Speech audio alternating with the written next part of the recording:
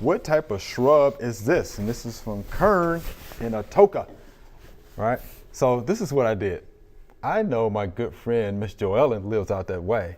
So I called her on her way home, and she actually stopped by to verify what I thought may have been there. Because the picture's not that clear. It's not that clear. In fact, I would have been wrong had I guessed. Right, because I thought Nandinas, and she told me they were Nandinas, right? Well, I thought Fatinias. Yeah, right. right. So they are Nandinas, and she also did say there was a blue shore juniper, in the mix too, and there's a holly there. So yeah, Buford holly. So there you have it, Karen. Yeah, we got that verification for. Nandina are great plants because there's such a wide variety now of ones that only get this tall, and some of these produce berries now that are only that tall, and then you've got ones that only get knee high. The important thing about Nandina, really make it pretty, is though to prune it.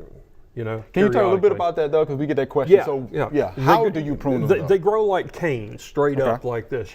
So each year, go in and take out a third or so of the oldest canes. Oldest canes, the biggest ones, and then you'll get 2 to 3 to sprout off of that will fill back up through it, and just keep doing that process. And so you'll have some this high every year, this high every year, and that's the best way to make them full. Otherwise, they tend to canopy out on the top and shade themselves and get naked up underneath there.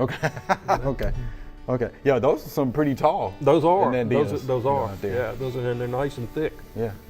Thanks for watching the video. We hope you enjoyed. To subscribe, click below.